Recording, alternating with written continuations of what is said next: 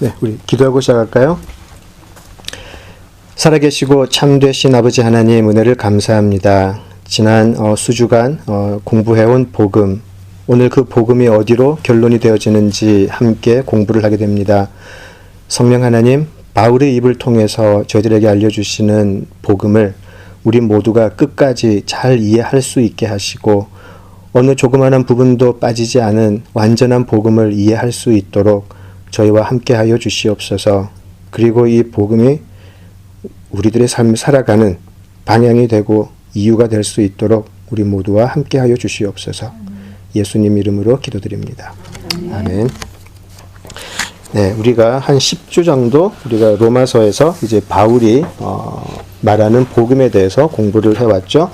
많은 사람들이 요즘은 우리가 복음을 잃어버린 세대가 아닌가, 다시 복음으로 돌아가야 되지 않나, 그런 얘기를 많이 하게 되는데 막상 또 복음이 뭔가에 대해서는 또 굉장히 좀 소홀했던 것 같아요. 막상 그렇게 복음으로 돌아가자라는 말을 하기 전에 복음이 뭔지에 대해서 우리가 다시 좀 알아야 할 텐데 우리 로마서를 통해서 복음에 대해서 한번 공부를 해왔습니다. 큰 줄기는 이랬었죠. 유대인, 이방인 구별할 것 없이 우리는 모두 죄로 타락한 존재들이었고 한 명도 예외 없이 하나님의 진노에서 결코 벗어날 수 없다라는 사실에서 출발을 했죠. 자, 그런데 그 한 사람도 의인이 한 사람도 없어서 모두가 하나님의 진노 아래 있을 때에 하나님의 의가 나타나서 우리를 구원해 내시죠. 그 하나님의 의는 율법과 선지자들을 통해서 이미 알려지고 증거되었던 예수 그리스도 하나님의 아들이셨고요. 그리고 그 아들의 죽음은 우리 모두의 죄를 영단번에 도말해 버리셨고 더 이상의 대가는 필요하지 않게 되었습니다. 자, 하나님이 그때 우리에게 요구하시는 것은 믿음이죠. 그리고 그 구원은 모든 믿는 자에게 임한다라고 복음은 분명히 이야기하고 있어요. 모든 믿는 자에게. 자, 그리고 그 믿음은 무엇을 믿는 것인가? 지난주에 했죠. 예수가 죽은 자 가운데서 살리심을 받는 그 부활을 믿는 것에 근거를 둔다고 지난주에 했었습니다.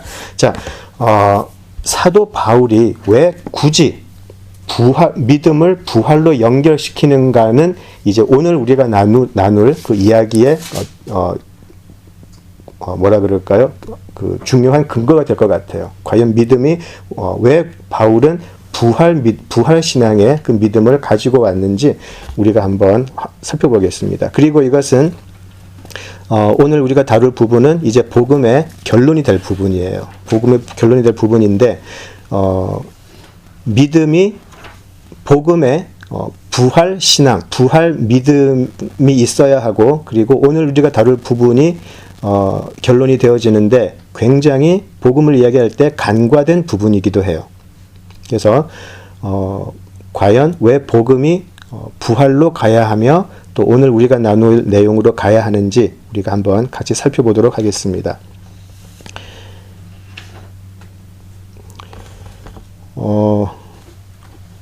많은 경우에 우리가 믿는 복음의 속죄소에 머물러 있는 경우가 굉장히 많아요. 우리가 보통 복음을 이야기할 때 예수님의 대속, 그래서 우리는 하나님의 진노로부터 벗어났다. 거기에 우리가 감격하고 기뻐하고, 자, 틀린 말은 아닌데 우리가 너무나 많은 경우 복음이 거기까지라고 생각을 많이 해요. 그렇죠? 자, 그런데 이런 질문을 한번 해봤으면 좋겠어요. 예수님께서 돌아가셨고 예수님께서 우리 죄를 사해 주셨는데 자, 이제 so what이라는 거죠. 그래서 어쨌냐는 거죠. 그죠? 그래서 어쨌냐는 거죠. 자, 그때 바울은 믿음이라는 것을 들고 나왔어요. 예수님이 우리 죄를 대속해 주셨는데 그때 바울은 자, 그런데 이 예수님의 대속, 완벽한 속죄는 믿음을 통해서 적용이 될 수밖에 없는데 자, 그 믿음은 예수의 부활을 믿는 믿음에 근거한 것이다. 왜냐하면 너희들이 그렇게 믿고 있는 아브라함조차도 아들의 다시 살아날 것을 믿는 그 믿음으로 의롭다함을 받은 것이다. 라고 로마서 4장 후반부에 나와 있었어요. 자, 그리고 나서 그럼 어떻게 해야 되는가? 복음을 설명할 때 가장 간과된 부분이 바로 이 부분이에요. 그래서 어쨌다는 건가? 우리는 어째라는 건가? 그 부분이죠. 결론부터 말씀을 드리면 이런 거예요. 복음이 우리에게 전해주는 것은 이것이죠. 너희는 그렇게 형편없고 하나님의 진노 앞에서 아무 힘없는 저주받을 존재들이었는데 하나님께서 너희들을 위해서 구세주를 예비하셨고 그 구세주는 하나님께 완벽하게 순종을 해서 너희들의 죄가 다 씻겨졌다. 그리고 너희들과 예수님 사이에 우리들의 죄가 예수님께로 전가가 되었고 예수님의 의가 너희들에게 전가가 되어서 죄의 전가와 의의 전가가 동시에 이렇게 이루어졌다. 그러니까 너희들 이제 그렇게 살자라고 말하는 게 오늘의 복음의 결론이에요. 그렇게 살자. 그러니까 너희들 이제 예수의 옷을 입었으니까 이제 그렇게 살자. 예수의 옷을 입은 사람처럼 살자. 그게 복음의 결론이고 5장 1절에서 11절까지 사도 바울이 복음에 대한 설명을 마무리하면서 하는 말이에요. 그런데 너무 아쉽게도 이 부분이 우리가 복음을 설명할 때 여기까지 오지 않는 경우가 너무나 많아요. 자, 그래서 우리 로마서 5장 1절에서 11절을 같이 한번 읽으시면서 사도 바울이 복음에 대한 설명을 어떻게 마무리하는지 한번 같이 보도록 하죠. 로마서 5장 1절에서 11절입니다. 로마서 5장 1절에서 11절. 예, 오늘은 저하고 교독하실까요? 제가 먼저 읽겠습니다. 그러므로 우리가 믿음으로 의롭다 하심을 받았으니 우리 주 예수 그리스도로 말미암아 하나님과 화평을 누리자. 또한 그로 말미암아 우리가 믿음으로 선된 이 은혜의 들어감을 얻었으며 하나님의 영광을 바라보고 즐거워하느니라. 다만 이뿐 아니라 우리가 환난 중에도 즐거워하나니 이는 환난은 인내를 연단은 소망을 이루는 줄 아니로다. 소망이 우리를 부끄럽게 하지 아니함은 우리에게 주신 성령으로 말미암아 하나님의 사랑이 우리 마음에 부은 바 됨이니 우리가 아직 연약할 때에 기약대로 그리스도께서 경건하지 않은 자를 위하여 죽으셨도다.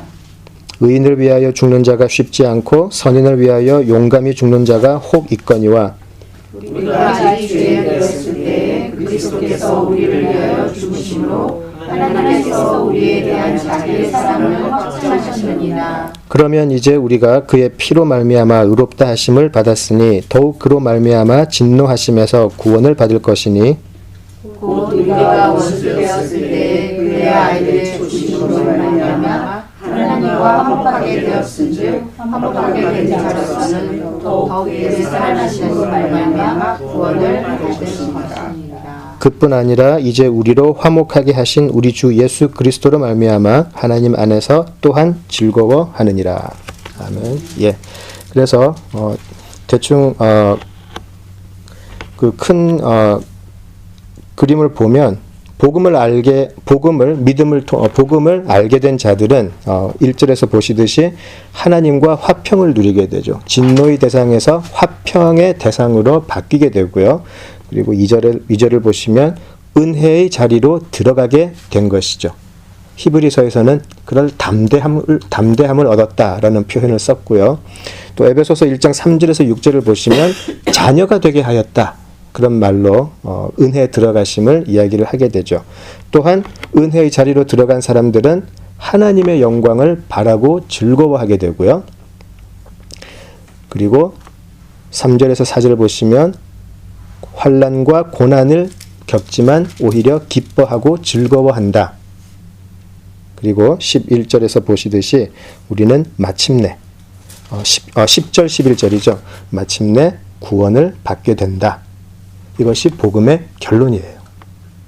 그래서 예수님의 대속과 부활이 우리 시점에서 볼 때 과거에 일어났다면 이제 5장 1절 그러므로 우리가 믿음으로 의롭다 하심을 받았으니 이후는 사실은 과거에서 이제 현재적 시점으로 바뀌어버려요. 그래서 4장까지 과거에 일어났던 일을 이야기를 하는 것이라면 5장 1절부터는 지금 현재형이에요. 바로 우리가 살아가는 오늘을 이야기하는 거죠. 그래서 복음을 알고 믿음을 가지게 된 우리가 어떻게 살아야 되는가에 대해서 지금 바울이 이야기를 하고 있어요. 1절을 한번 보실까요? 상반절만 한번 볼게요. 5장 1절. 그러므로 우리가 믿음으로 의롭다 하심을 받았으니 라고 되어 있어요. 지금까지 바울이 몇 장을 통해서 이야기했던 내용에 그냥 함축적으로 나온 것이죠. 짧게 정리하는 것이죠. 이 짧은 구절이 내포하고 있는 의미를 우리는 지난 한 10주 동안 살펴본 것이고요. 그죠?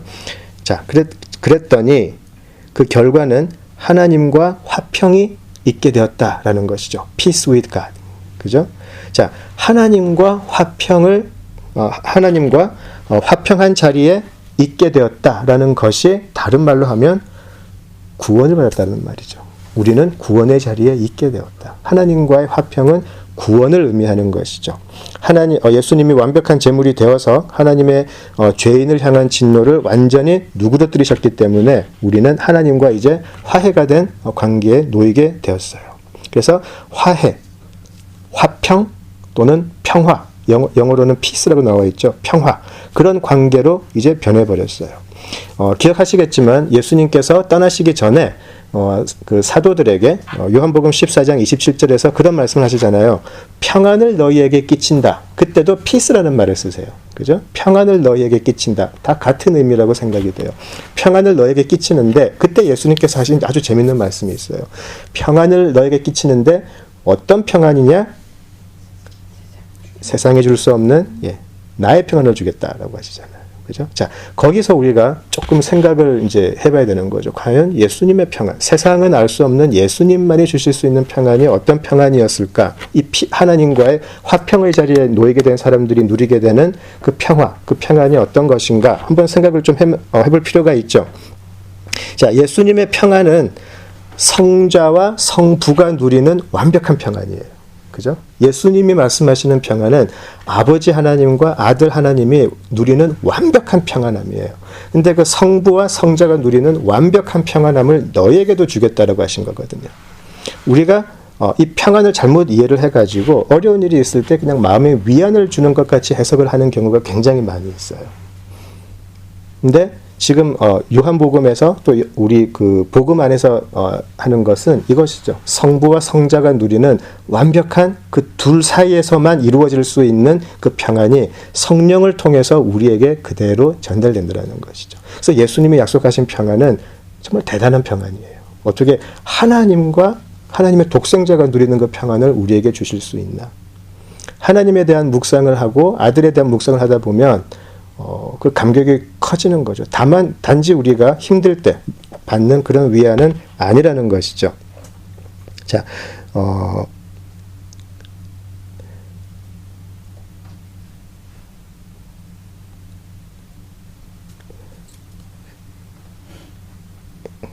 머릿속에 지금 너무나 좀 많은 구절이 막 떠올라가지고 지금 근데 지난 우리 설교 시간에도 들었던 것 같은데 그 시편 그 42편에 그런 거 있잖아요. 그 내 영혼아 내가 어찌하여 낙심하며 그런 게 나오잖아요. 어찌하여 내 속에서 불안하여 하는가. 계속해서 평안을 구하게 되는데 뭐 우리 삶이 그런 낙심과 불안의 연속이잖아요. 그죠? 자, 그럴 때 하나님께서 약속하시는 그 평안, 그 평화라는 것은 다만 불안할 때 그 불안을 잠재울 수 있는 그런 것을 훨씬 넘어선다라는 것을 우리가 알았으면 좋겠어요. 하나님과 그 아들이 누리는 그 완벽한 평안이 우리에게 임한다. 은혜죠. 은혜죠. 우리는 평생 아마 그 깊이를 모르고 살 것 같아요. 그죠? 그래서 정말 세상이 모르겠어요. 요즘 살면서 더 험악해지고 더 어려워지고 그러는 것 같은데 그럴 때일수록 이런 평안을 더 구하게 될 수밖에 없는 것 같아요. 구할 때 기도하실 때 그렇게 같이 기도하시면 좋겠어요. 하나님, 예수님이 누렸던 아버지 하나님과의 그 평안을 누리기를 원합니다. 그렇게 기도를 하시면 어떨까 싶어요. 자, 2절을 보시면 또한 그로 말미암아 우리가 믿음으로 서 있는 이 은혜에 들어감을 얻었으며 라고 나와 있어요. 그죠? 자, 예수로 말미암아, 그죠? 그로 예수로 말미암아, 자, 우리가 믿음으로 서 있는 은혜에 들어갔다 되어 있잖아요. 이것은 새 번역이 조금 더 잘 되어 있는 것 같아요. 새 번역을 제가 읽어드릴게요. 가능하시면 새 번역하고 성경 읽으실 때 같이 읽으시면 좋을 것 같아요. 새 번역하고 제가 읽어드릴게요. 2절을 우리는 또한 그리스도로 말미암아 지금 서 있는 이 은혜의 자리에 믿음으로 나아오게 되었으며 하나님의 영광에 이르게 될 소망을 품고 자랑을 합니다. 이렇게 되어 있어요. 세 번역으로. 이 절이 훨씬 깔끔하고 더 와닿게 되어 있는 것 같아요. 그죠? 자, 그 세 번역에서는 지금 서 있는 이 은혜의 자리라고 그러거든요. 예수님으로 말미암아 지금 서 있는 이 은혜의 자리에 우리가 들어왔다라고 나와 있어요. 우리 구원의 현실성이죠. 그죠? 구원이 지금, 우리가 지금 그 구원의 여정에 들어와 있다라는 말이죠. 지금 우리가 발을 딛고 살아가는 이 자리가 예수님을 알기 전에, 거듭나기 전에, 예수님의 은혜를 입기 전에는 그냥 세상의 자리였죠. 늘 경쟁이 있고, 자랑이 있고, 때로는 슬픔이 있고, 그런 자리였는데, 이제 예수님을 알고, 복음을 알고, 믿음으로 예수를 영접하고 나니까, 지금 우리가 서 있는 이 자리가 구원의 여정의 자리로 변해가면서 은혜의 자리로 변했다라는 것이죠. 이것은 마치 하나님의 나라로 가는 그 길에 우리가 믿음이라는 어떤 그 입장권을 가지고 이제 들어오게 되었다. 그런 말이 되는 것이죠. 이제 우리가 살아가는 이 모든 발걸음이 이제는 이때까지는 그냥 세상의 여러 물결 속에서 세상의 길을 따라온 것 같은데 이제는 우리가 은혜의 자리로 변한 이제는 그 구원의 달리기로 가게 되는 것이죠. 이 구원의 여정에 들어갔다라는 의미는 우리 복음에서 굉장히 중요해요. 이제 우리는 은혜의 자리로 들어왔다. 이 구원의 여정으로 들어왔다라는 것이죠. 그래서 이 은혜의 자리, 우리가 지금 서 있는 이 은혜의 자리는 하나님의 통치하심이 있는 자리죠. 이때까지는 세상이 통치하는 자리에 우리가 살고 있었어요. 세상이 통치한다라는 것은 세상의 기준과 세상의 가치에 따라서 충실하게 우리가 살고 있었는데 이제 우리가 믿음이라는 입장권을 가지고 이 구원의 여정에 딱 들어오고 나니까 세상의 통치가 더 이상 보이지가 않고 하나님의 통치하심이 보이더라는 것이죠. 그리고 우리는 그 통치하심 아래에 살아가게 되어 있어요. 그래서 마가복음이 이렇게 시작을 하잖아요. 예수 그리스도의 복음의 시작이니라. 그죠? 자, 그 말은 다시 말하자면 유한겔리온 그때 말씀드렸던 것 같은데 유한겔리온이죠. 이제 새로운 하나님의 통치가 시작이 되었다. 예수 그리스도의 통치가 시작되었다라는 선언이죠. 그래서 우리도 지금 예수 그리스도로 말미암아 믿음으로 은혜에 들어갔다라는 말은 이제 우리가 예수를 믿는 믿음을 가지고 하나님의 통치 아래에 들어왔다라는 말이에요. 하나님의 통치가 있는 곳을 우리가 구원의 여정이라 그러죠. 우리는 이제 이 구원의 여정 속에서 살아갈 수밖에 없어요. 자, 또 하나는 아까 세 번역에서 하나님의 영광에 이르게 될 소망을 품고 자랑을 합니다 라고 나와 있었어요. 개역개정에서는 하나님의 영광을 바라고 즐거워한다 라고 되어 있고요. 그죠? 자, 이전까지는 하나님의 영광을 바라고 즐거워하지 않았어요.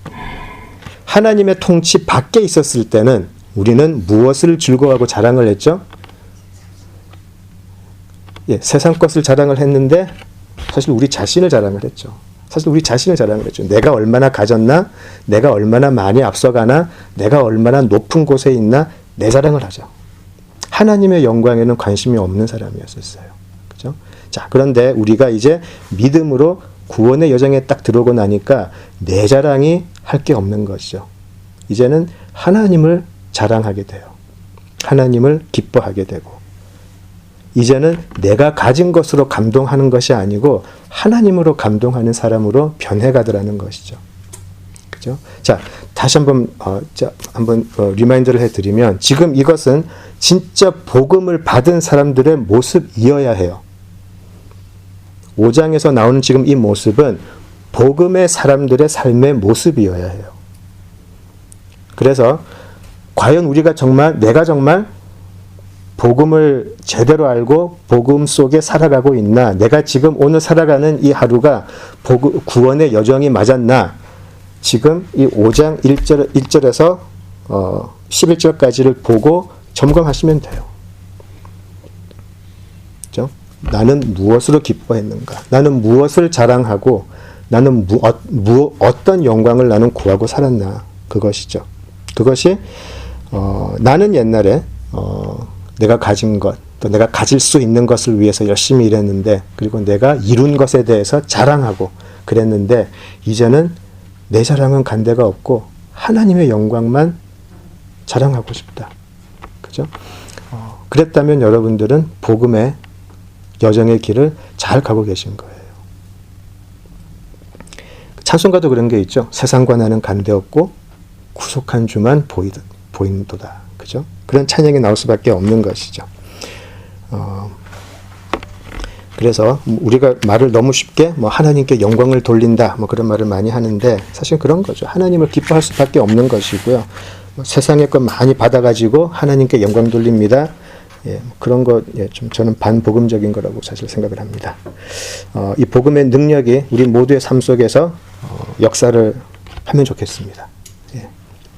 자, 그런데 이제 문제가 생겨요. 하나님을 기뻐하고 나는 복음의 이 구원의 여정에 서서 달리고 있는데 이제 문제가 생겨요. 하나님을 기뻐하고 자랑을 했더니 자, 이제 3절을 보시면 너무나 보기 싫은 환난이라는 단어가 나와요. 그죠? 하나님과 화평을 누리고 하나님의 영광을 자랑하는 삶에 바울은 갑자기 환난을 이야기를 해요. 고난을 이야기한다는 것이죠. 우리가 그리스도인으로서 살아가면서 가장 당황스러운 부분이 사실 이 부분이잖아요. 그죠? 성경에서도 그래요. 창세기를 생각을 해보시면 뭐 본토 자기가 살던 집을 다 떠나가지고 약속의 땅으로 갔더니 지시하는 땅으로 갔더니 기다리고 있는 게 기근이었잖아요. 그러니까 아브라함이 얼마나 황당했겠어요. 그죠? 그리고 모세만 해도 그 지독하게 말 안 듣는 이스라엘 사람들 겨우겨우 끌고 40년 동안 갔더니 하나님이 또 들어가지 말라 그러시네? 그죠? 또 얼마나 황당했겠어요. 얼마나 속상하고. 그죠? 또 여호수아 역시도 이제 겨우 이제 다음 세대 사람들을 데리고 또 가나안으로 들어갔더니 도저히 게임이 안 되는 장사들만 있는 엄청난 거구의 사람들만 자기들을 기다리고 있고 우리를 가장 힘들게 할 때가 어쩌면 이럴 때가 아닌가 싶어요. 예수를 믿어서 뭔가 좀 일이 잘 풀리면 좋겠는데 오히려 환난이 기다리고 있다는 것이죠. 그래서 현재형이라고 그랬어요. 지금 복음의 길을 달려가는 사람들에게 환난이 기다리고 있는 것은 필연일 수밖에 없다라는 것이죠. 자, 근데 바울이 또 대책 없는 이야기를 해요. 환난 중에 3절 즐거워한다라고 되어 있거든요. 가능하시던가요? 고난 중에 즐거워하실 수 있으시던가요? 전 못하겠던데요. 예, 저는 못하겠던데요. 솔직하게 전 동의가 안 되던데요. 환난을 세번역에서는요. 지금 개역개정은 환난 중에도 즐거워한다고 되어 있죠. 즐거워하는 것도 힘들어 죽겠는데 새 번역에서는 환난을 자랑한다라는 말까지 해요. 환난 닥쳤다, 아싸 한다는 거죠. 예? 뭐 이런 게 다 있어요. 그죠? 자, 복음의 능력은 환난이 없게 해주겠다, 환난을 제거해주겠다라고 절대 약속하지 않아요. 그러나 다음 계속 보시면 환난은 인내를, 인내는 연단을, 연단은 소망을 이룬다라고 해가지고요. 이 환난이 닥치는 것에는 연단의 목적, 단련시킨다는 목적이 분명히 있다라고 이야기를 하죠. 그리고 그 환난의 끝에는 뭐가 있죠? 소망이에요. 자, 이것이 복음의 결론이에요. 그래서 사도 바울이 4장 마지막에 4장을 통해서 부활신앙을 그렇게 강조했던 이유가 바로 여기에 있어요. 왜 복음을 믿는 믿음에 부활이 들어가야 되는가? 바로 복음은 소망으로 결론되어져야 되기 때문에 그래요. 복음을 설명하는 키워드예요. 소망이에요. 부활신앙을 믿는 믿음으로 가지는 소망이에요. 자, 부활을 관념적으로 받아들이지 않고요. 그냥 부활, 나중에 하나님의 나라에 죽으면 다 가고, 그런 어떤, 생각 속에, 관념 속에 있는 그런 부활이 아니라, 부활을 실제로 받아들이는 사람들은요, 하나님과, 화평의 삶을 살기는 하지만, 환난과 고난은 계속 겪죠, 그 사람들. 계속 겪을 수밖에 없어요. 하나님이 사망과 애통하는 거, 애곡하는 거, 아픈 거 다시 잊지 않게 하겠다. 그것은 성경 맨 마지막에 나오잖아요. 요한계시록 21장에 나오죠. 그것은 완전히 새로운 하나님의 왕국이 임할 때 그때 임하지 그전에는 우리에게 환난은 계속 있을 것이라는 것이죠. 믿음으로 은혜의 자리에 들어가긴 하는데 그 자리에는 삶의 고난이 들이닥치고 때로는 시편의 표현으로는 기가 막힌 웅덩이와 수렁이에 빠질 때도 있고요. 그럴 때마다 얼마나 많이 놀래요, 우리가. 얼마나 많이 놀래고 낙심하고 절망하고 그죠? 그냥 드러눕고. 자, 그런데 바울은 복음을 설명하면서 믿음으로 은혜의 자리로 이제 오게 된 우리는, 이 은혜의 자리에 서게 된 우리는 환난으로 단련되어질 거다라고 분명히 이야기를 하고 있어요. 그래서 복음을 믿는 이 믿음, 구원의 여정은 연단의 길이 될 거예요. 고난으로 연단되어지는 길이 될 거예요. 그래서 예수 믿었더니 모든 게 만사 형통되더라 하는 것은 그 사람은 어쩌면 구원의 여정에 안 서 있을 수 있다라는 얘기예요. 이것은 성경이 분명히 우리에게 하는 말이에요. 구원의 여정에 들어가면 기다리고 있는 것은 기근이고요. 그죠? 죽음이고 다 그런 거예요. 그런데 다른 것이 하나 있어요. 성경에서 이야기하는 연단은 하나님은요, 택함 받은 자에게만 주신다라고 분명하게 나와 있어요. 세상에 고난을 겪는 사람들은 많이 있지만 하나님이 택함 받은 사람들에게는 목적 있는 연단을, 환난을 주신다라고 성경에 분명히 나와 있어요. 그래서 히브리서에서도 그런 말이 있죠. 우리 12장으로 한번 가볼까요? 히브리서 12장.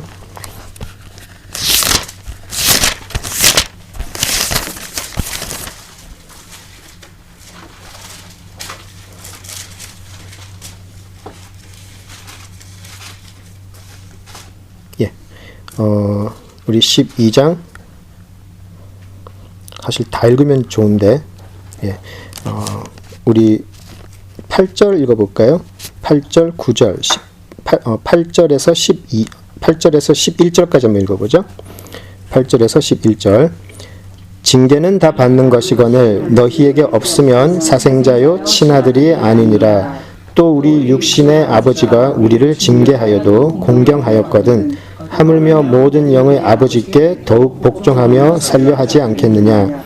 그들은 잠시 자기의 뜻대로 우리를 징계하였거니와 오직 하나님은 우리의 유익을 위하여 그의 거룩하심에 참여하게 하시느니라. 무릇 징계가 당시에는 즐거워 보이지 않고 슬퍼 보이나 후에 그로 말미암아 연단받은 자들은 의와 평강의 열매를 맺느니라. 아멘. 그래서 성경은 분명하게 이야기를 해요. 여기서 이제 징계라는 표현이 나왔는데 고난과 환난이죠. 그런데 분명한 목적이 있어요.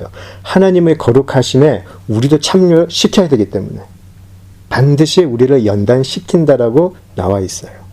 그래서 믿음으로 인한 환난은 우리가 하나님의 자녀라는 증거가 된다라는 것이죠. 자, 믿음으로 인한 환난이에요. 내가 뭐 실수해가지고 내가 사고쳐가지고 오는 그런 환난 말고 믿음 때문에 오는 환난. 그 환난은 오히려 내가 하나님의 아들이다, 하나님의 딸이다라고 자랑할 수 있는 것이 될 수 있다라는 것이죠.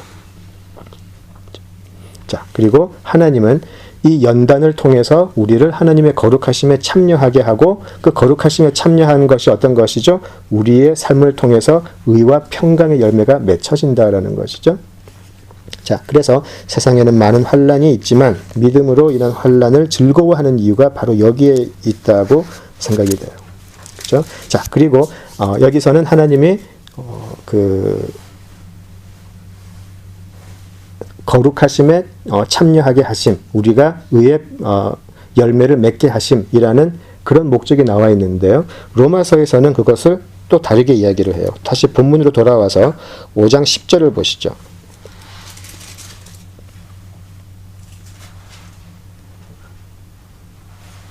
9절에서 11절을 보시면 읽진 않을게요. 계속해서 어떤 말이 나오냐면 구원을 받을 것이다. 구원을 받을 것이다. 마지막에 미래적 구원의 소망이 돼요. 이 구원의 여정을 끝까지 달려가면 끝에 기다리고 있는 것이 완벽한 구원의 완성이 될 것이다 라는 것이죠. 그래서 이제 신학적인 뭐 그런 건 있어요. 이제 뭐 들어보셨겠지만 그 이미와 아직이라는 어떤 그런 게 있죠. 구원은 이미 이루어졌지만 아직은 아니다. 그런 그 already not yet 그런 게 있는데 그건 조금 이따가 우리가 나중에 한번 이야기해 보기로 하고요. 지금 사도 바울이 이야기하는 것은 구원의 완성이라는 미래적인 소망을 이야기를 하고 있어요. 구원의 완성을 바라보고 달려가는 우리들의 모습을 지금 얘기를 하고 있어요. 그래서 굳이 구원의 여정이라는 표현을 제가 자꾸 쓰는 거예요. 우리가 지금 은혜의 자리로 들어왔으면 우리는 구원의 여정에 들어와 있다는 거죠. 아직 우리는 미숙하고 아직 우리는 부족하지만 이 구원의 여정에 들어왔다는 것 자체가 은혜의 자리로 들어오게 된 것이고요. 그리고 우리는 구원의 여정에 들어왔기 때문에 이 구원의 여정의 마침의 자리, 바로 구원의 완성의 자리로 우리는 달려간다는 것이죠. 그런데 이 길은 평탄하지 않을 것이다라는 것이죠. 환란이 기다리고 있고 그러나 그 환란을 통해서 우리는 연단되어질 것이다라는 것이죠. 자, 그래서 우리가 속죄소에 우리가 생각하는 복음이 속죄소에만 머물러 있으면 안 되는 이유가 바로 여기에 있어요. 속죄소에만 머물러 있는 복음은 구원파적인 신앙이 될 수가 있어요. 죄 씻음에 지하철 타고 가니까 막 나눠주던데 구원파 사람들이 죄 씻음의 비밀인가? 어떤 그런 거 막 나눠주더라고요. 그 사람들은 복음이 항상 속죄소에 딱 머물러 있어요. 죄 씻음을 받았다, 기쁘다. 그죠? 자, 그렇지만 사도 바울은 거기서 끝나지 않거든요. 구원의 여정에 들어왔다, 이제. 끝까지. 구원의 완성을 위해서 우리 끝까지 달려가자. 물론, 구원의 완성에 대한 약속은 확고하다. 그것이 사도 바울이 이야기하는 복음이거든요. 그래서 사도 바울의 그 서신서를 보시면 이런 말이 끊임없이 나와요. 선자는 넘어질까 조심해라. 달려가고 있는데 나 다 했다고 자랑하고 있으면 너 바로 꼬꾸라진다. 끝까지 달려가야 된다. 계속해서 사도 바울은 이야기를 하죠. 그래서 우리가 우리 스스로의 신앙을 판단할 때 우리의 순간적인 신앙의 모습, 또 단면적인 신앙적인 모습을 가지고 우리 신앙 생활의 전부를 판단해서는 안 된다라는 것이죠. 어제까지 했던 우리들의 삶, 오케이. 그것은 또 어제까지. 오늘은 또 오늘 하루의 구원의 여정을 또 달려가야 되는 것이죠. 그것이 지금 사도 바울이 이야기하는 복음의 결론이에요. 근데 달려가는 것이 그냥 허공을 그냥 아무렇게나 치면서 싸우는 그런 싸움이 아니다라고 또 이야기하죠. 다른 서신서에서 바울이 우리에게는 분명한 목적이 있는데 그 목적이 바로 미래적인 구원의 완성에 대한 소망을 품고 살아간다는 것이죠. 이게 굉장히 잘 나와 있는 책이 철로역정이에요. 다 읽어보셨겠죠? 사실 저는 철로역정을 처음 만화로 봤거든요. 근데 철로역정이 사실 그런 내용이에요. 그 크리스찬이라는 사람이 그 마지막 그 천국 도성으로까지 가는 그 길에서 만나게 되는 여러 가지 이야기가 이제 있는 건데 그 성경 다음으로 많이 팔렸다 그러죠 아마 그 책이 그것이죠, 그죠?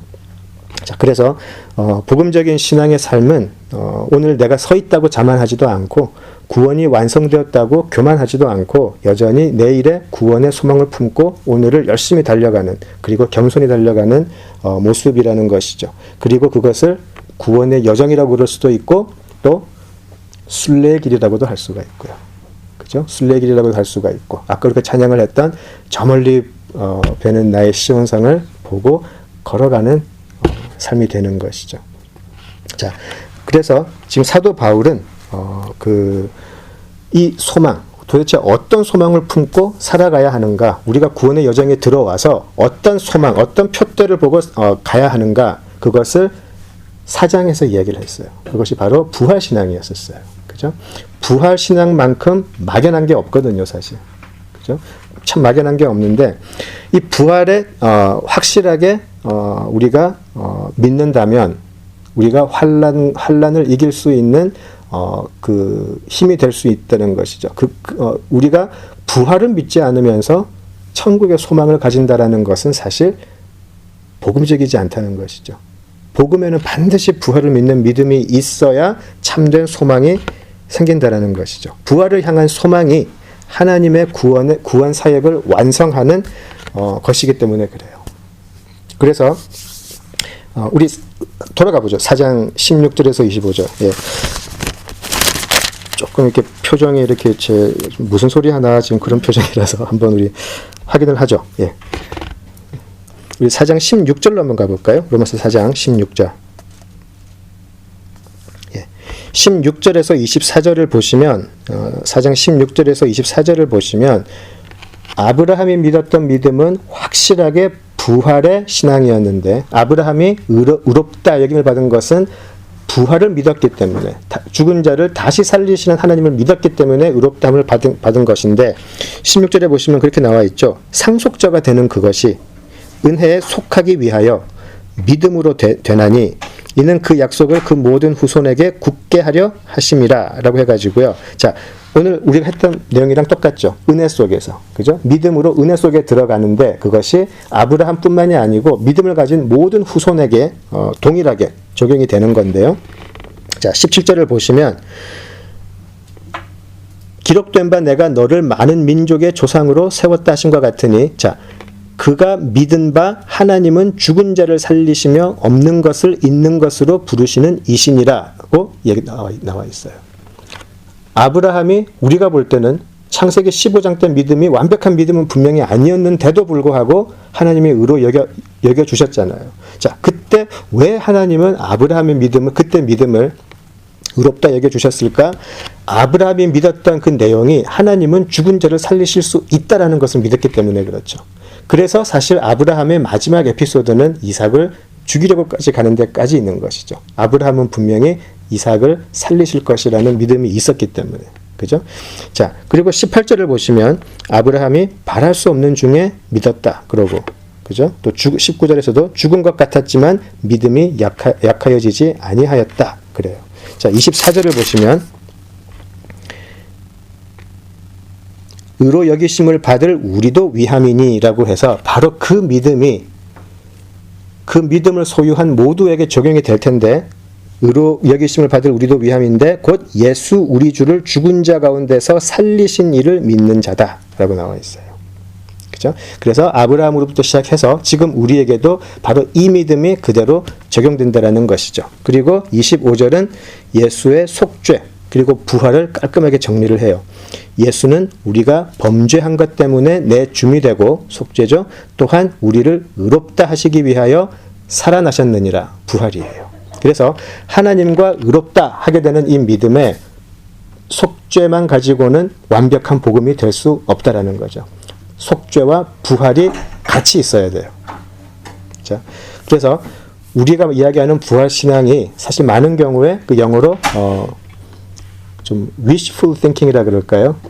있으면 좋겠다. 죽는 건 너무 슬픈데 죽고 나면 그래도 우리는 갈 곳이 있다라고 믿고 싶다라는 그 마음이 사실 더 큰 경우가 많아요. 스스로 위로도 되고 위안도 되고 죽음이 조금 덜 두렵게 되고 그런 경우가 굉장히 많다라는 것이죠.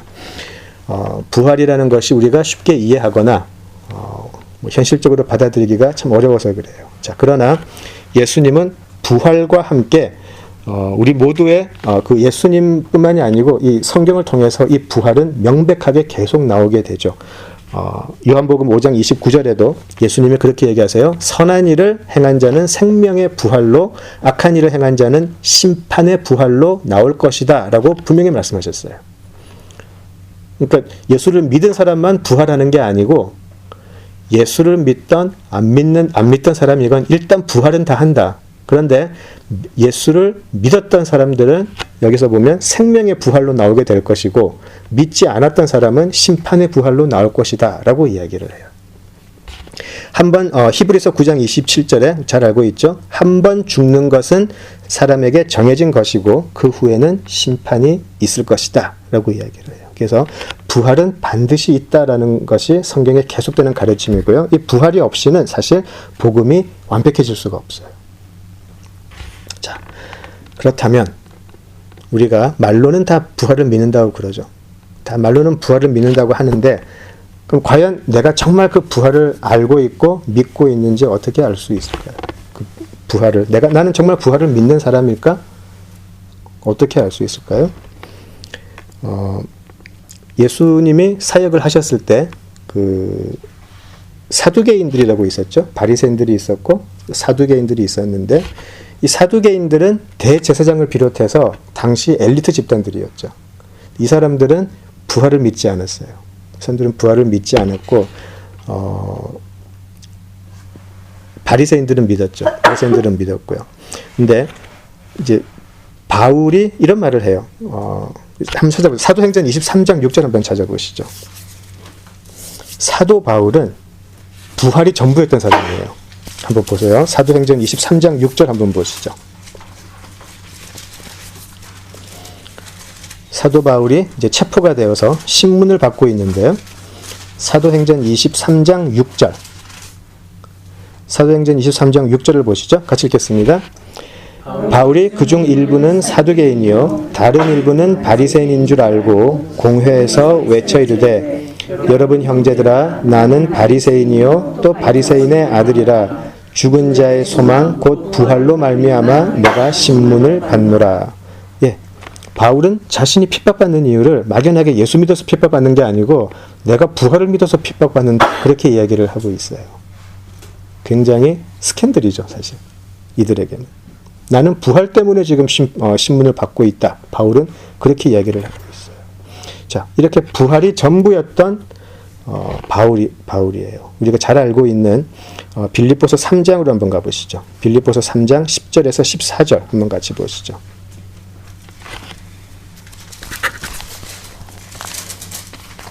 빌립보서 3장 10절에서 14절. 예, 같이 읽겠습니다. 내가 그리스도와 그 부활의 권능과 그 고난에 참여함을 알고자 하여 그의 죽으심을 본받아 어떻게 해서든지 죽은 자 가운데서 부활에 이르려 하노니 내가 이미 얻었다 함도 아니요 온전히 이루었다 함도 아니라 오직 내가 그리스도 예수께 잡힌 바 된 그것을 잡으려고 달려가노라. 형제들아 나는 아직 내가 잡은 줄로 여기지 아니하고 오직 한 일, 즉 뒤에 있는 것은 잊어버리고 앞에 있는 것을 잡으려고 표대를 향하여 그리스도 예수 안에서 하나님이 위에서 부르신 부름의 상을 위하여 달려가노라. 예, 부활을 믿는 사도 바울의 바로 오늘 은혜의 삶을 말해주고 있어요. 사도 바울은 지금 로마서에서 복음을 설명하면서 우리에게 권면하는 그 복음을 받은 사람의 삶의 모습을 지금 사도 바울은 이렇게 살고 있어요. 어떻게 하죠? 죽은 자 가운데서 살린 부활에 이르고 싶다. 내가 어떻게 하든지 간에 그것을 알고 싶다. 부활의 비밀을 알고 부활의 권능과 고난에 참여함을 알고 싶다. 사도 바울은 자신의 사역의 모든 것이 이 부활의 비밀에 들어가는 것이었어요. 우리는 부활을 잘 알지도 못하면서 다 아는 것처럼 행동하지만 사도 바울에게는 부활이라는 것은 너무나 큰 신비였던 거예요. 부활을 경험을 했죠. 살아나신 예수님을 만났으니까. 이것이 그 사람의 모든 인생을 바뀌어버렸고요. 그리고 그 사람은 부활을 보았지만 더 알고 싶었고 자기도 그 부활에 참여하고 싶었어요. 이것이 사도 바울의 구원의 여정이었어요. 이것이 이 사람의 순례의 길이었어요. 이것이 이 사람의 소망의 삶이었다라는 것이죠. 그냥 달려가는 거예요. 더 부활을 알고 싶어서, 그 비밀을 알고 싶어서. 도대체 우리 하나님은 어떤 하나님이길래, 도대체 그때 죽은 자 가운데서 살리신 그 예수는 누구이길래, 도대체 이 부활이 어떤 것이길래, 어떻게 해서든지 이때까지 했던 것 다 잊어버리고 어떻게 해서든지 예수에게 붙잡히기 위해서 나는 달려간다. 모든 내 인생을 걸고 달려간다는 것이죠. 이렇게 예수 부활 때문에 인생이 송두리째 변한 사람 한번 보신 적이 있으세요? 부활의 실제적인 역사는 이렇게 우리들의 삶을 역시 실제적으로 변화시킬 수밖에 없다는 것이죠. 부활을 믿는다라고 하면서 부활을 믿는다고 하면서 이런 복음의 삶을 살지 못한다면 정말 사도 바울의 권면처럼 두렵고 떨림으로 우리 구원을 확인할 필요는 있어요. 우리가 너무 구원을 쉽게 이야기하는데 부활은 바울에게도 평생 신비였죠. 알면 알수록 더 알고 싶은 것이었고요. 부활을 더 알고 싶고 더 깊고 들어가고 싶은 열망, 소망, 그것이 그 사람의 하루하루의 삶이었었어요. 물론 그때 사람들에게 얻어맞기도 하고 돌로 거의 죽었다 살아났죠.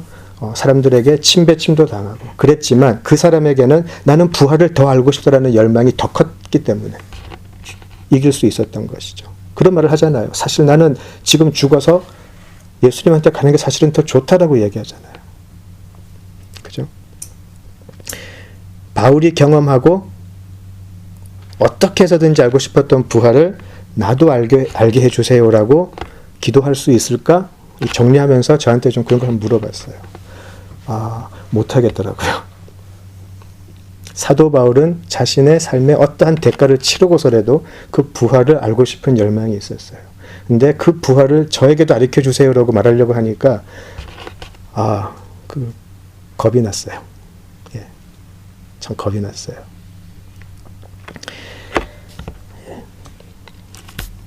바울은 이 부활을 믿는 믿음이 우리 이 구원의 여정의 삶을 어떻게 바꾸는가.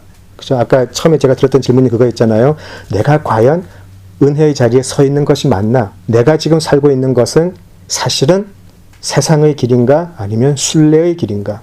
내가 지금 내가 달리고 있는 이 레이스는 세상의 욕심을 향한 레이스인가? 아니면 구원의 레이스인가? 이것을 어떻게 알 수 있을까? 아까 제가 그 질문을 드렸잖아요.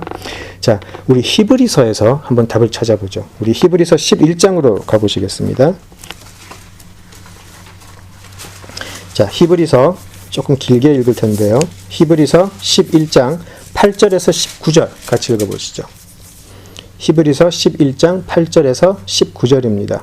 역시 아브라함 이야기예요. 역시 아브라함의 이야기인데 사도 바울이 이야기하는 이 믿음의 그 소망의 삶, 이 소망을 품고 달려가는 이 구원의 여정, 이것이 어떤 것이어야 하는지 우리 아브라함의 경우를 보고 한번 찾아보면 좋겠어요. 자, 우리 좀 긴데 우리 한번 읽어보겠습니다. 저하고 교독하시죠. 제가 먼저 읽겠습니다. 믿음으로 아브라함은 부르심을 받았을 때에 순종하여 장래의 유업으로 받을 땅에 나아갈새 갈 바를 알지 못하고 나아갔으며 믿음으로 그가 이방의 땅에 있는 것 같이 약속의 땅에 거류하여 동일한 약속을 유업으로 함께 받은 이삭이 야곱과 더불어 장래에 거하였으니 이는 그가 하나님이 계획하시고 지으실 터가 있는 성을 바랐습니다. 믿음으로 사라짐도 나이가 많아 단산하였으나 인내할 수 있는 힘을 얻었으니 이는 약속하신 이를 믿으신 줄 알았으나 이러므로 죽은 자와 같은 한 사람으로 말미암아 하늘의 허다한 별과 또 해변의 무수한 모래와 같이 많은 후손이 생육하였느니라. 이 사람들은 다 믿음을 따라 죽었으며 약속을 받지 못하였으되 그것들을 멀리서 보고 환영하며 또 하나님은 외국인과 나그네임을 증언하였으니 그들이 이같이 말하는 것은 자기들이 본향 찾는 자임을 나타냅니다. 그들이 나음과 본향을 생각할 거라면 돌아갈 기회가 있었으려니와 그들이 이제는 더 나은 본향을 사모하니 곧 하늘에 있는 것이라. 이러므로 하나님이 그들의 하나님이라 일컬음 받으심을 부끄러워하지 아니하시고 그들을 위하여 한 성을 예비하셨느니라. 아브라함은 시험을 받을 때에 믿음으로 이삭을 드렸으니 그는 약속들을 받은 자리 되그 외아들을 드렸느니라. 그에게 이미 말씀하시기를 내 자손이라 칭할 자는 이삭으로 말미암으리라 하셨으니 그가 하나님이 이삭을 기도자로서 다시 살리심으로 나타나라. 비유컨대 그를 죽은 자 가운데서 도로 받은 것입니다. 아멘. 예. 부활을 믿는 신앙이란 바로 구원의 소망을 품고 살아가는 구원의 완성을 향한 소망이죠. 구원의 완성을 향한 소망이죠. 13절과 14절에 보시면 바로 복음의 결론이라고 할 수 있는 중요한 표현이 나와요. 자, 13절과 14절을 보시면 이런 표현이 있어요. 자, 보시면 14절에 있어요. 본향 찾는 자예요. 예. 복음의 결국은 우리가 본향 찾는 자인가 아닌가 만들어져요. 복음을 정말 받아들인 사람은 바로 이 아브라함의 삶을 살 수밖에 없어요. 아브라함은 뭐라고 되어 있죠?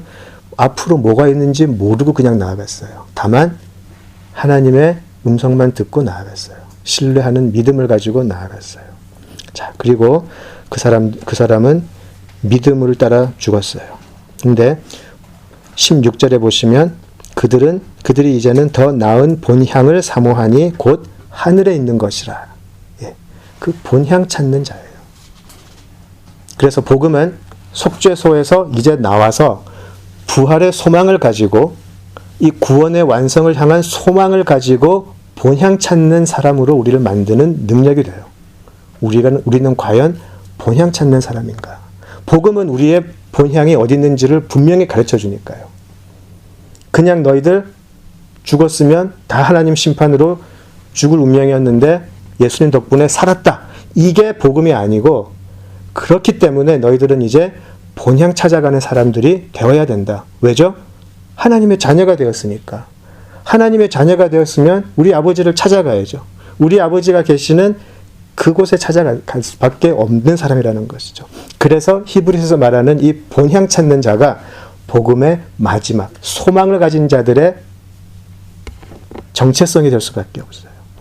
복음을 받아들이는 그 순간 우리는 본향 찾는 자가 되어야 된다는 것이죠. 우리가 내리는 많은 선택들이 있어요. 많은 선택들, 또 추구하는 많은 것, 한번 생각을 한번 해보세요. 과연 나는 본향 찾는 자의 모습으로 선택을 하는 것인지, 내가 내리고 추구하고 있는 많은, 그런 원하는 많은 것들이 과연 본향 찾는 자의 모습이 맞는지, 거기에 대한 질문에 답을 하시면 오늘 시작할 때 처음으로 드렸던 그 질문에 스스로 답하실 수 있을 거예요. 여러분들은 과연 구원의 여정을 가고 계시는 분이 맞는지, 복음을 알고 그 복음의 길로 들어가신 분이 맞는지 스스로 답하실 수 있을 거예요. 이것은 굉장히 중요한 질문이라고 생각이 돼요. 우리는 과연 본향 찾는 자인가? 우리는 과연 그 본향이 얼마나 우리에게 중요한가? 우리에게 다인가? 물어보자는 것이죠. 본향을 찾는 사람들에게는 반드시 환난이 닥칠 것이라고 오늘 본문이 이야기를 하죠. 반드시 환난이 닥칠 것이다. 세상의 기준으로 보면 참 못났기 때문에 그럴 거예요.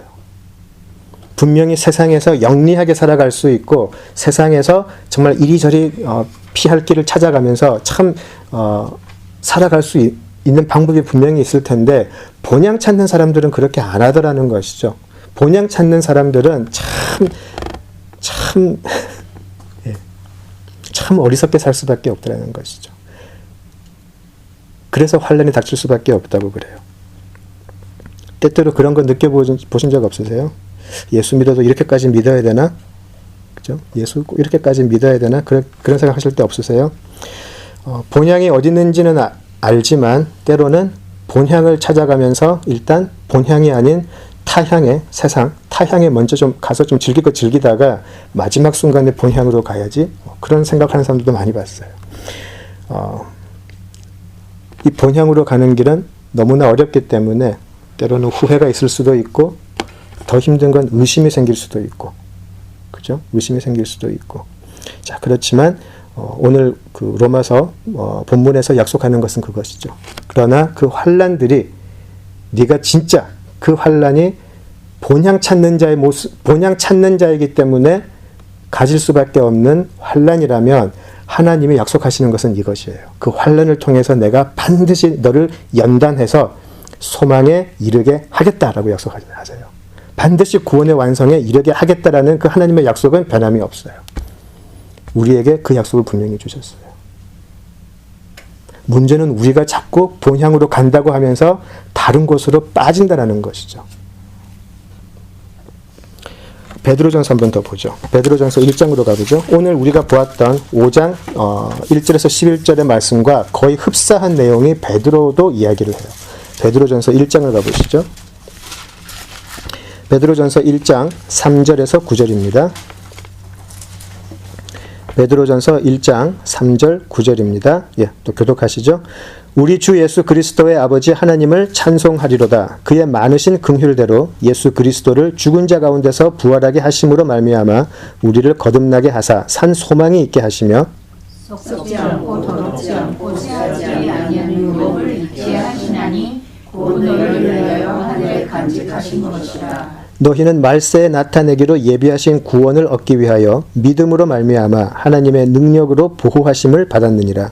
그러므로 너희가 이제 여러 가지 시험으로 말미암아 잠깐 근심하게 되지 않을 수 없으나 오히려 크게 기뻐하는도다. 너희 믿음의 확실함은 불로 연단하여도 없어질 금보다 더 귀하여 예수 그리스도께서 나타내실 때에 칭찬과 영광과 존귀를 얻게 할 것이니라.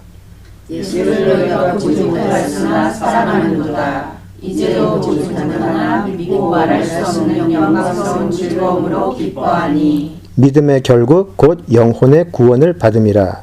아멘. 예, 거의 흡사하죠.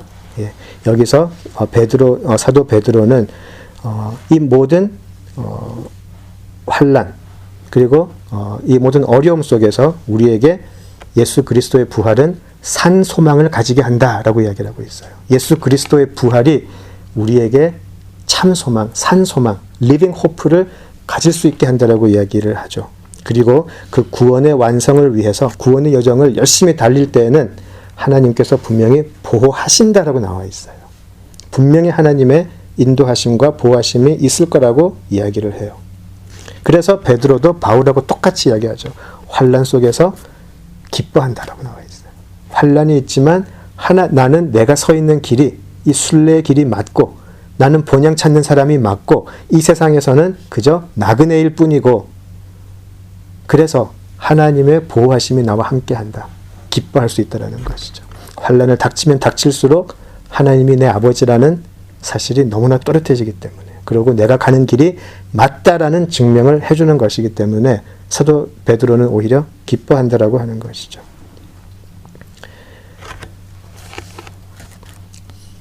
우리 마지막으로 한 군데만 더 찾아보죠. 예. 사도행전 다시 가볼까요? 20장으로 한번 가보시죠. 사도행전 20장 16절에서 24절을 보죠. 기억하실지 모르겠는데 로마서 처음 우리가 공부 시작할 때 제가 그런 말씀을 드린 적이 있어요. 우리가 신앙생활을 하면서 로마서는 참 많이 공부를 해보셨을 텐데 이번에는 조금 특이하게 사도 바울의 그 심정을 좀 이해하면서 한번 로마서를 공부하면 어떻겠습니까? 한번 말씀드린 적이 있어요. 여기 보시면 사도 바울이 지금 이 복음이라는 것을 설명을 하는 데 있어서 어떠한 어려움을 겪었을까? 과연 그 사람의 인간적인 마음은 어땠을까? 그걸 한번 느껴보는 게 정말 좋을 것 같아요.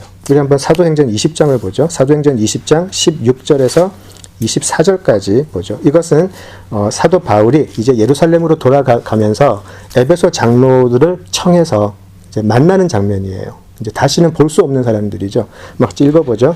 교독합니다. 바울이 아시아에서 지체하지 않기 위하여 에베소를 지나 배 타고 가기로 작정하였으니 이는 될 수 있는 대로 오순절 안에 예루살렘에 이르려고 급히 가미러라.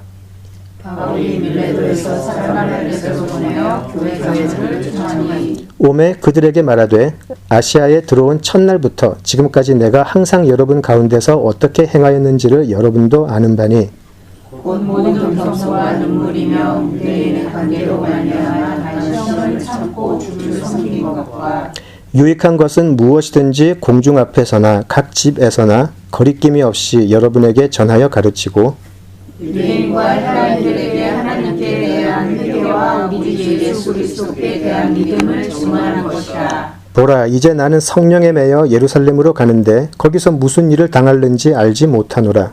오직 성령이 각성에서 내게 증언하여 가까워 떠나니 나리라 하시나.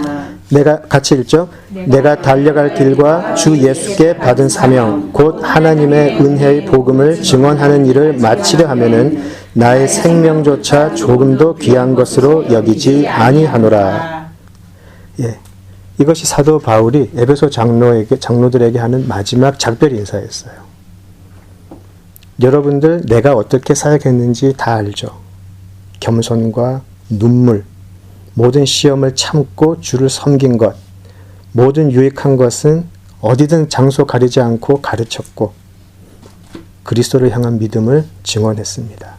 자, 그런데 기가 막혀요. 22절을 보시면 이제 내가 성령에 매여서 내 욕심도 아니고 내 꿈을 이루기 위한 것도 아니고 이때까지 내가 하지 못했던 거 그거 원한을 풀려고 한 것도 아니고 성령에 매여서 이제 예루살렘으로 가는데 거기서 무슨 일을 당할지 알지 못한대요. 다만 알고 있는 것은 결박과 환난이 나를 기다리고 있다는 것이다.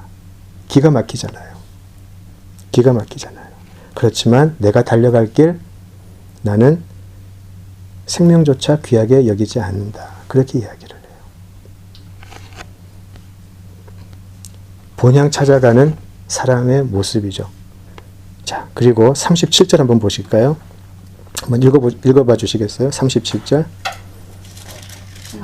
크게 울며 바울의 목을 안고 입을 맞추고. 저는 이 부분에서 너무 눈물이 났어요. 이 말을 하고 나서 그들과 크게 울었다고 되어 있어요. 그동안 인간적으로 힘들었고 아쉬웠고 그리고 앞으로 환난이 있을 텐데 같이 하지 못할 것 같고 얼마나 울었을까요? 얼마나 울었을까요? 인간적인 마음으로 크게 울었어요. 사도 바울이 나 기뻐한다 그런 게 아니고 크게 울었어요. 같이 고생했고 같이 핍박받았고 그런 사람들하고 같이 믿음 안에서 서로 크게 울었다고 나와 있는데 좀 너무너무 눈물이 났어요. 그때까지 받았던 고통들 얼마나 생각이 났을까요? 복음의 순례자, 이 본향 찾는 자들도 마찬가지 아닐까요? 사도 바울이 지금 이야기한 것처럼 예루살렘으로 가야 하는 것은 알겠지만 무슨 일을 닥칠지는 몰라요. 우리의 순례길도 그렇지 않아요? 우리가 가야 할 곳은 다 알죠? 우리의 구원의 완성의 길, 우리 아버지의 나라, 우리가 갈 곳은 분명히 알고 있어요. 그렇지만 거기까지 가는 길 중간에 어떤 일을 만나게 될지 우리는 모르잖아요. 모르기 때문에 더 불안하잖아요. 그 불안감을 세상적인 것으로 채워보려고 하잖아요. 그죠? 한번 스스로에게 물어보시면 좋겠어요. 나는 본향 찾는 사람이 맞나? 어쩌면 본향 찾는 사람이 아니고 사실은 나의 만족의 도성을 찾아가는 자는 아니었을까? 본향 찾는 사람은 이 고난이 있는 이 삶을 복음의 소망을 가지고 끝까지 살아내는 사람이죠. 어떻게든지 살아남아서 이 길을 끝까지 걸어가는 사람들이 본향 찾는 사람들이죠. 때때로 내가 잘 살고 있나? 혹시라도 내가 헛산 것은 아닌가? 그런 생각 들 때 없으세요? 의심이 되거나 우리들의 지난 인생의 삶에 후회되는 그런 선택들은 없는지 모르겠어요. 복음을 알고, 그런데 이거는 제가 하나님의 이름을 걸고 자신 있게 말씀드릴 수 있는 건 있어요. 여러분이 복음을 알고 그리스도를 아는 믿음 그대로 오늘 하루의 삶을 사셨으면 여러분은 순례자가 맞아요. 여러분들은 본향 찾는 사람들이 맞아요. 하나님이 분명히 인정해 주실 거예요. 순례의 삶은 세상이 판단해 주지 않아요. 순례의 삶은 하나님께서 판단하세요. 본향 찾는 사람을 맞아 주실 분은 하나님이지 세상이 아니기 때문에 그래요. 그죠? 다른 사람들과 비교했을 때 왠지 뒤처지는 것 같고 어렸을 때 가졌던 그 많은 꿈들이 이루어지지도 않았고 앞날을 생각하면 막막하기만 하고 그런 것들이 여러분이 본향 찾는 사람이다 아니다를 말해주지 않아요. 여전히 나에게는 복음이 힘이 되고 여전히 나의 삶은 그 본향을 향하는 소망으로 살아가고 있고 그것이 우리가 본향 찾는 사람이 맞나 아닌가를 판단하게 해줘요. 하나님은 그것만 보실 거예요. 우리 하나만 더 찾아볼게요. 마지막으로 우리 디모데후서 4장으로 한번 가보시죠. 디모데후서 4장 6절에서 8절. 바울은 본향을 찾아 떠나는 이 순례의 길을 마치면서 후배 디모데에게 이 말을 하죠. 디모데후서 4장 6절에서 8절. 우리 다 같이 읽겠습니다. 전제와 같이 내가 벌써 부어지고 나의 떠날 시각이 가까웠도다. 나는 선한 싸움을 싸우고 나의 달려갈 길을 마치고 믿음을 지켰으니 이제 후로는 나를 위하여 의의 면류관이 예비되었으므로 주 곧 의로우신 재판장이 그날에 내게 주실 것이며 내게만 아니라 주의 나타나심을 사모하는 모든 자에게로니라. 아멘. 예. 순례의 길을 마칠 때 이 사람이 말하는 것은 딱 세 가지예요. 나는 선한 싸움을 싸웠다. 나의 달려갈 길을 다 마쳤다. 그리고 믿음을 지켰다. 이 사람이 이루었던 업적 이야기 하지 않아요. 나는 몇천 명을 전도했다. 이런 말도 하지 않아요. 이 사람은 나는 선한 싸움을 싸웠고 내 달려갈 길 중간 포기하지 않고 끝까지 달렸고 그리고 그 가운데 믿음을 잃지 않았다. 그 다음에 의로우신 재판장이 나에게 의의 면류관을 주실 것인데 이것은 나에게만 주시는 것이 아니라 본향 찾는 모든 주의 나타나심을 사모하는 모든 자에게도 동일한 의의 면류관이 주어질 것이다. 여기서는 우리 세상에서의 업적 그런 거 아무 소용없어요. 자, 어떠세요? 이 하늘의 소망이 바로 복음의 결론이에요. 이 하늘의 소망을 품고 순례의 길을 끝까지 가는 사람들, 그것이 복음의 결론이에요. 속죄소에서 이제 나와서 우리가 해야 할 길이, 해야 할 것이 바로 이것이에요. 우리는 본향 찾는 자들이 되어서 우리에게 주어진 순례의 길을 걸어가는 거예요. 그래서 히브리서 11장에서 얘기했듯이 믿음이라는 것은 바라는 것의 실상이었죠. 보이지 않는 것들의 증거였죠. 다시 말하면 이 하늘 소망은 미래를 향한 소망이기도 하지만 그 살아있는 산소망은 오늘 우리의 삶의 가치관을 바뀌게 하고요. 우리 삶의 행동을 바뀌게 하는 힘이 있는 것이죠. 우리 삶의 가치관을 지배할 수밖에 없어요. 사도 바울이 그렇게 자랑하던 복음이 바로 이것이었어요. 사도 바울도 부활하신 예수를 만나 완전히 본향 찾는 자로 변해버렸잖아요. 그죠? 그것이 사도 바울이 자랑하는 복음이에요. 우리도 그 복음의 소망을 품고 본향 찾는 사람으로 구원의 여정을 끝까지 달려갈 수 있으면 좋겠습니다. 바로 본향 찾는 사람들이 모인 곳을 우리는 교회 공동체라고 하죠. 예, 교회에서 이것저것 딴 거 하지 말고 끝까지 모두가 이 구원의 길을 끝까지 달려갈 수 있게 격려해주는 그것이 참된 영적 공동체인 것 같아요. 본향 찾는 자 그리고 본향 찾는 공동체가 되면 참 좋겠습니다. 예, 우리 기도하시죠. 아버지 하나님, 참으로 귀한 복음 긴 시간을 통해서 함께 공부했습니다. 아버지 하나님, 이제 우리가 본향 찾는 자들이 되어 믿음 속에서 살아가기를 소원합니다. 오직 주를 바라보는 그 소망으로 살아가기를 소원합니다. 우리들의 삶이 나그네 같은 삶이 되어 순례의 길을 끝까지 걸어갈 수 있게 하시고, 아버지 하나님, 저희들은 약하지만 우리를 끝까지 구원의 완성의 길로 이끄시겠다는 하나님의 약속은 참된 것이오니 그 약속 우리 모두의 삶 속에 이루어 주시옵소서. 복음의 영광, 복음의 아름다움이 보잘것없는 우리들의 삶을 통해서 그대로 드러날 수 있게 하여 주시옵소서. 참으로 감사합니다. 예수님 이름으로 기도드립니다. 아멘.